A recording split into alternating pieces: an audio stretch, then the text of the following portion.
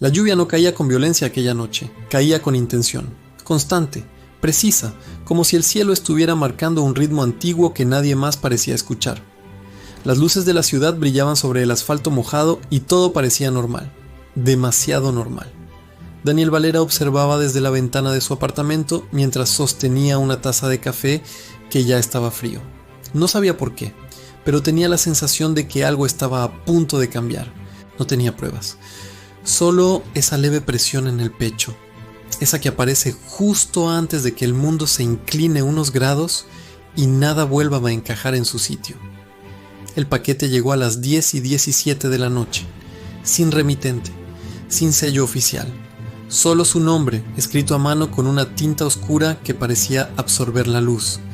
Daniel era periodista de investigación, especializado en historia antigua y teorías descartadas por la Academia Oficial. Había pasado años siguiendo pistas que conducían a archivos olvidados, excavaciones canceladas y manuscritos incompletos. Pero nunca, jamás le habían enviado algo así. Dentro del paquete había una piedra, negra, pulida por el tiempo y era más pesada de lo que parecía. Fría, incluso después de sostenerla varios minutos entre las manos. Y en su superficie, grabado con una precisión inquietante, había un símbolo. No pertenecía a ninguna civilización conocida. ¿Qué es esto? ¿Una broma? ¿Quién me enviaría una piedra?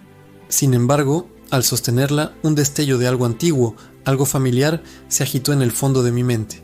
Se sentía importante, como un recuerdo olvidado tratando de atravesar una espesa niebla. Daniel lo supo en el instante en que lo vio. No era egipcio, no era sumerio, no era íbero ni romano, y sin embargo tenía algo familiar, algo que parecía resonar en un lugar muy profundo de la memoria colectiva. Esa misma noche tomó fotografías, las pasó por todas las bases de datos arqueológicas, consultó catálogos de epigrafía antigua. Nada. Oficialmente ese símbolo no existía, pero esa madrugada, entre archivos digitales, encontró algo. Un fragmento de un manuscrito del siglo XII hablaba de una marca anterior al diluvio. La referencia era vaga, casi poética, pero incluía un dibujo marginal hecho a mano, que coincidía en un 90% con la inscripción de la piedra, anterior al diluvio. Eso implicaba algo imposible. Una civilización que habría existido antes incluso de las primeras culturas registradas por la historia. Daniel intentó convencerse de que era una coincidencia, pero las coincidencias no soportan el análisis repetido, y él iba a analizarlo todo. En los días siguientes descubrió algo perturbador. El mismo patrón aparecía, con variaciones mínimas en distintos puntos del planeta. Petroglifos erosionados en el sur de la península ibérica, grabados olvidados en Anatolia, referencias crípticas en textos medievales asociados a conocimientos prohibidos, culturas separadas por miles de kilómetros y siglos de distancia compartían el mismo símbolo. No podía ser azar, y entonces comenzaron las llamadas, sin número, sin voz, solo respiración al otro lado de la línea. Al principio pensó que era una broma pesada. Luego empezó a notar detalles más inquietantes, archivos que desaparecían misteriosamente de su ordenador, fotografías que se corrompían sin motivo, correos electrónicos que nunca llegaban. Mi corazón late con fuerza cada vez que salgo a la calle ahora. ¿Me estoy volviendo loco? Siento como si la propia ciudad contuviera la respiración, observándome. La mirada de cada extraño se siente como una acusación. Ellos lo saben, saben lo de la piedra. ¿Pero qué saben? ¿Qué es esto que llevo conmigo? El miedo es una presencia física, un nudo en el estómago que se aprieta con cada coche que pasa, con cada susurro de las hojas. Una noche vio a alguien de pie frente a su edificio, inmóvil, bajo la lluvia. Cuando bajó, no había nadie. La sensación era clara. No estaba descubriendo un secreto, lo estaba activando. Semanas después, un informe de excavación de 1973 apareció en un archivo provincial. La excavación había sido cancelada oficialmente por falta de interés histórico, pero las fotografías contaban otra historia completamente distinta. Bajo una ciudad moderna del sur de España, se había encontrado una cámara de piedra imposible de clasificar. No romana, no visigoda, no islámica, mucho, mucho más antigua. Y en el centro de aquella cámara aparecía el mismo símbolo. El informe terminaba con una frase subrayada: se recomienda sellar y no divulgar. Daniel supo entonces que debía encontrar ese lugar. La llave llegó sola. Una pequeña llave metálica apareció en su buzón sin explicación alguna. No había nota, no había amenaza, solo la llave. El acceso estaba oculto en el subsuelo de un antiguo edificio administrativo. Una puerta metálica, sin ninguna señalización, conducía a una escalera que descendía más de lo razonable. El aire se volvía más denso a cada peldaño.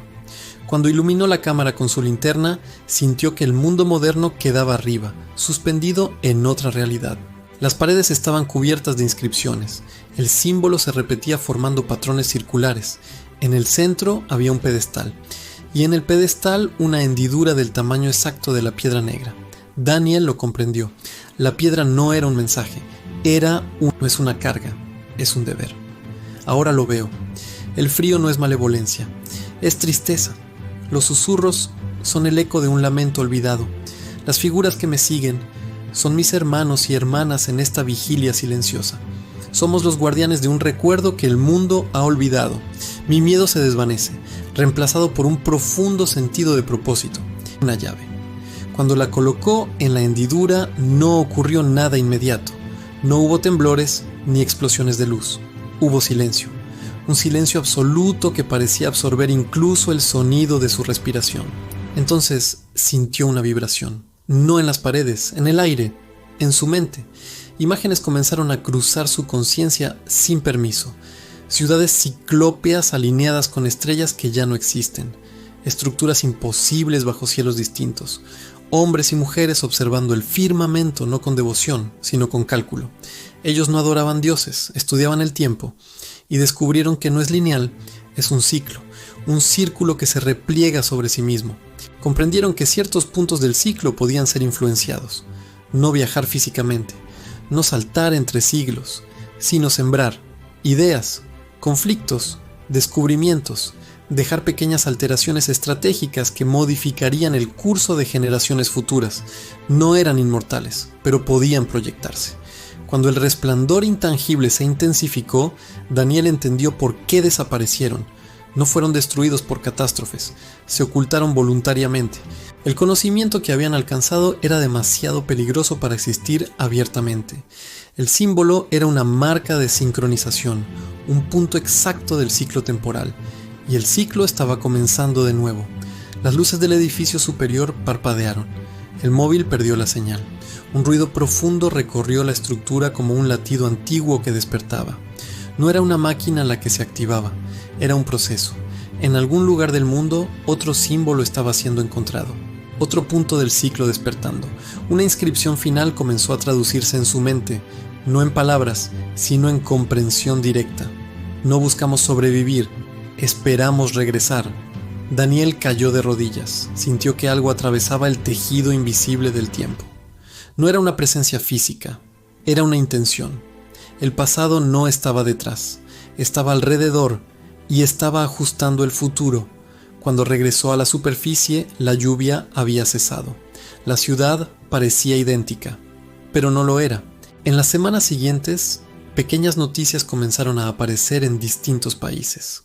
Descubrimientos arqueológicos inesperados, movimientos sociales espontáneos, innovaciones científicas aceleradas sin explicación clara, pequeñas semillas germinando al mismo tiempo en lugares inconexos. Daniel comprendió que el ciclo no era destrucción, era reinicio. Cada cierto número de siglos, el punto de sincronización permitía que la civilización anterior ajustara el rumbo humano, no como dioses, como jardineros invisibles. Días después, Daniel Valera desapareció oficialmente. Su apartamento quedó intacto, su ordenador encendido. En la pantalla solo había un documento abierto con una única frase: el pasado no quedó atrás, está calibrando el presente. La piedra ya no estaba. En otra ciudad, bajo los cimientos de un edificio en construcción, un obrero encontró un fragmento de piedra negra, con el mismo símbolo. Esta vez, no hubo un periodista que lo recibiera en un paquete. fue hallado por accidente, o eso parecía. El ciclo continúa. Ciclo, y quizá en este mismo instante alguien está encontrando la siguiente llave, y la siguiente, despertando el eco de lo que nunca murió. ¿Qué harías tú si encontraras una de estas llaves? Déjamelo en los comentarios. Gracias por acompañarme en este viaje. Y si te gustan estas historias, no olvides suscribirte. Nos vemos en el próximo misterio.